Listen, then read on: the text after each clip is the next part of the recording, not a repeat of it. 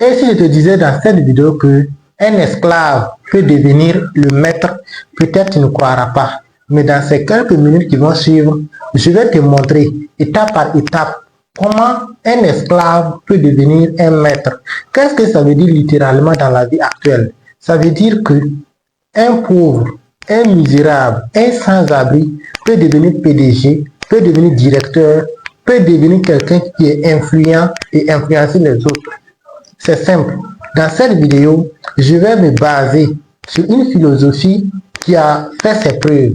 Et si tu restes constant et écouter de façon attentive cette vidéo, ça peut vraiment déclencher et décanter beaucoup de situations dans ta vie. Si c'est ta première fois de me retrouver, moi je m'appelle Ouedraogo Rasmaneh. Sur cette chaîne, je te partage des stratégies de développement, des astuces pour changer ton mindset et pour accélérer et entamer des changements concrets dans ta vie.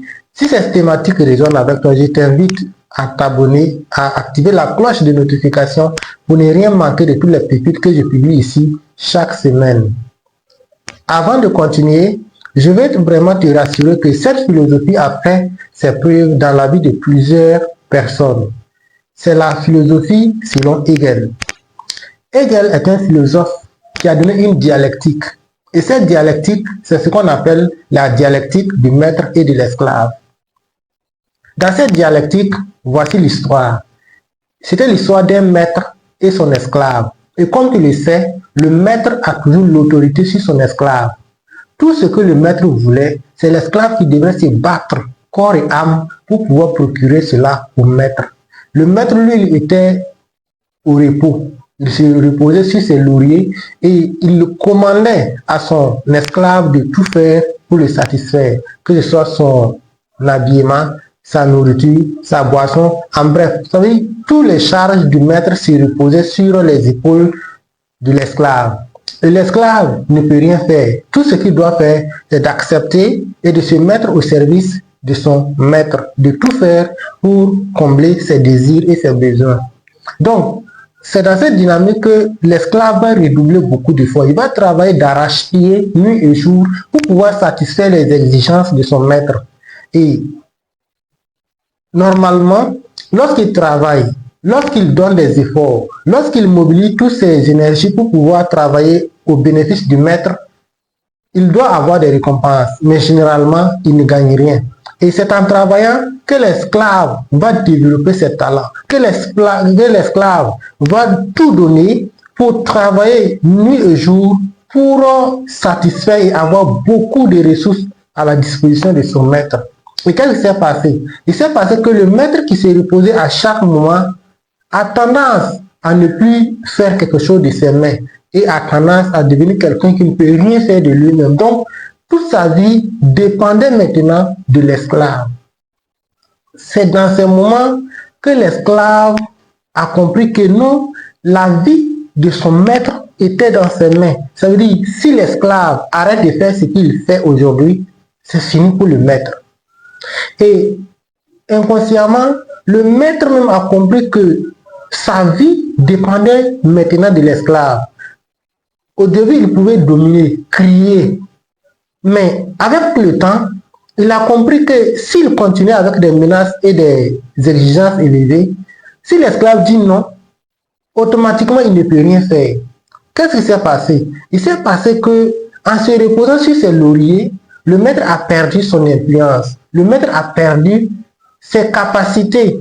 Et l'esclave, qui était conditionné à travailler d'arrache-pied pour satisfaire le maître, à force de travailler et de donner le meilleur de lui-même, il est devenu comme quelqu'un qui est supérieur maintenant à son maître. Donc, le jour où l'esclave dit qu'il ne travaillera plus, c'est fini pour le maître. Et le maître, qui se voit maintenant de façon inférieure, ne peut plus crier, ne peut plus avoir des exigences élevées. Donc, tout ce qu'il faisait, c'était de négocier. Et comme on le dit, celui qui négocie est en position de faiblesse. Est-ce que tu vois la stratégie? Donc, le maître s'est transformé en esclave parce qu'il dépendait plus de l'esclave que de l'esclave envers lui. Donc, l'esclave est devenu supérieur au maître et le maître est devenu inférieur à l'esclave. Donc, il y a eu un changement de rôle. Qu'est-ce que je vais t'apprendre dans cette vidéo?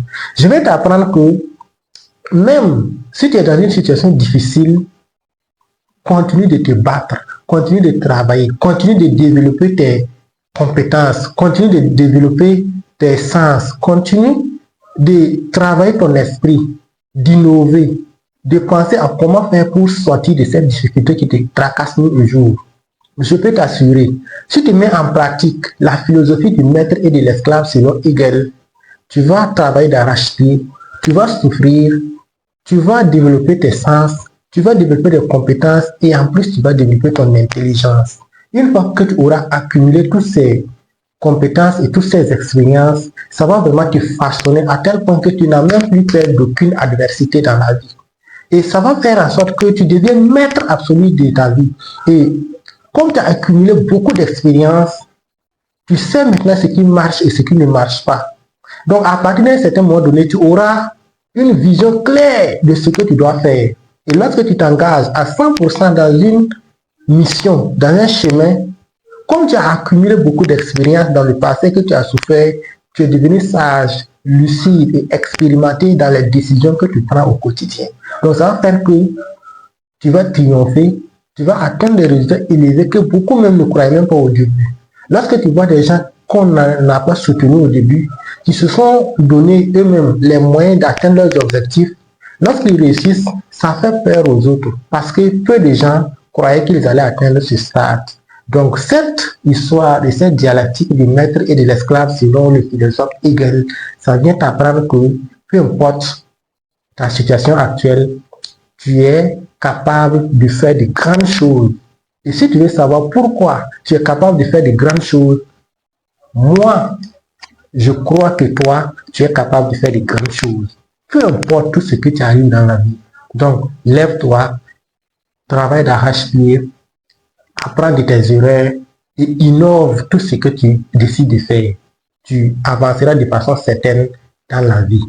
Abonne-toi si cette vidéo t'a beaucoup aidé et essaie de mettre cette philosophie en pratique et dis-moi ce que tu en penses de cette philosophie et active la cloche de notification pour ne rien manquer. Dis-moi en commentaire si tu as des questions ou d'autres choses à savoir sur cette vidéo ou sur d'autres thématiques. Je suis curieux de te lire en commentaire et on se retrouve à la prochaine pour d'autres vidéos. N'oublie pas, on dit souvent que quand la tête est vide, c'est le corps qui souffre. Travaille à remplir ta tête et tu vas t'épargner de beaucoup de difficultés inutiles dans cette vie. À la prochaine.